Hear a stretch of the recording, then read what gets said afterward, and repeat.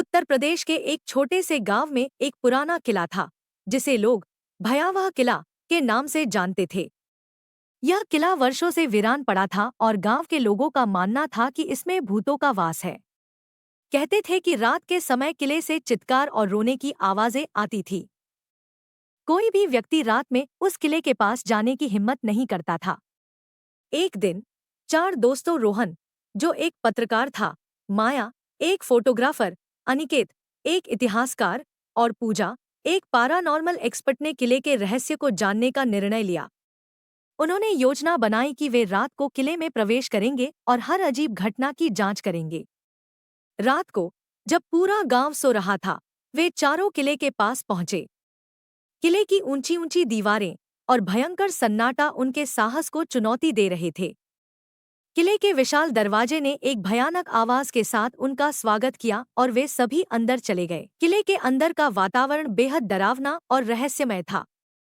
दीवारों पर लगे पुराने चित्र, जर्जर फर्नीचर और फर्श पर पड़ी धूल की मोटी परतें यह बता रही थी कि यहाँ वर्षों से कोई नहीं आया था। जैसे ही वे किले के अंदर गए, उन्हें एक अजीब सी ठंडक महसूस हुई। रोहन ने अपने रिकॉर्डर को चालू किया और माया ने अपने कैमरे से तस्वीरें लेना शुरू किया। अनिकेत ने अपने दस्तावेज निकाले और किले के इतिहास के बारे में पढ़ना शुरू किया। पूजा ने अपनी ईएमएफ डिटेक्टर चालू की और उसे कुछ असामान्य संकेत मिले। किले के अंदर चलते हुए उन्हें हर कोने में अजीब अजीब आवाजें सुनाई देने लगी। कभी किसी के कदमों की आवाज, तो कभी किसी के रोने की। जैसे ही वे किले के पुराने पुस्तकालय में पहुंचे, उन्होंने एक पुराना और धूल भरा दस्तावेज पाया। अनिकेत ने दस्तावेज उठाया और उसमें किले के इतिहास के बारे में पढ़ना शुरू किया। दस्तावेज के अनुसार इस किले में एक समय पर एक राजा और उसकी रानी रहते थे।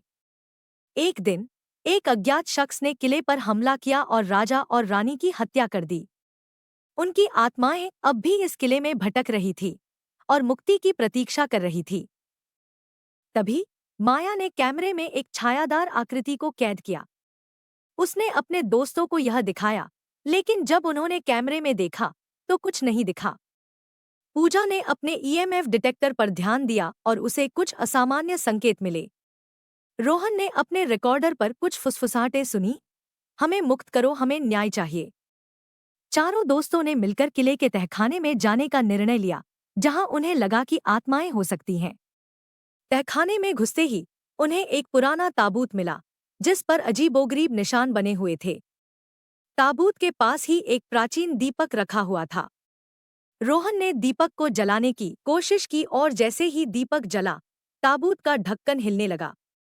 तहखाने में एक बड़ा हॉल था, जिसमें चारों को एक अनोखी ऊर्जा महसूस हुई। हॉल के चारों ओर दीवारों पर राजा और रानी के जीवन से संबंधित चित्र बने हुए थे।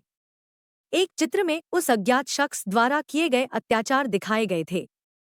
इस चित्र से उन्हें उस शख्स को हराने का तरीका समझ में आया।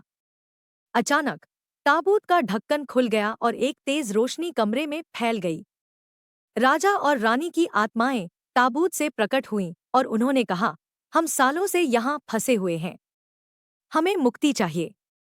अनिकेत ने अपने दस्तावेजों में से एक प्राचीन मंत्र पढ़ना शुरू किया, जिसे आत्माओं को मुक्त करने के लिए लिखा गया था।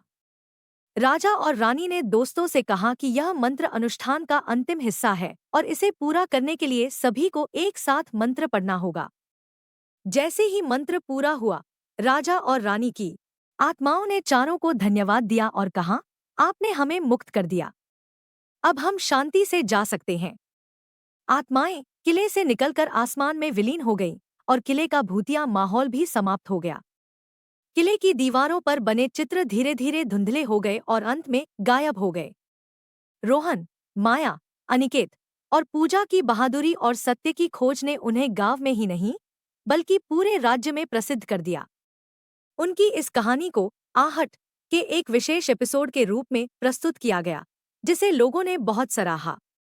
अब भयावह किला एक सामान्य स्थान के रूप में पहचान बना चुका था, जहां लोग बिना किसी डर के आ जा सकते थे।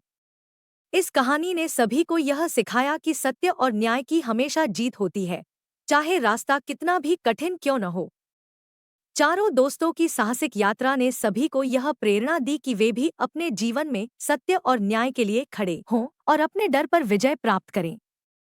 भयावह किला की कहानी अब न केवल एक भूतिया घटना के रूप में, बल्कि साहस, दोस्ती और सच्चाई की विजय के प्रतीक के रूप में जानी जाती है।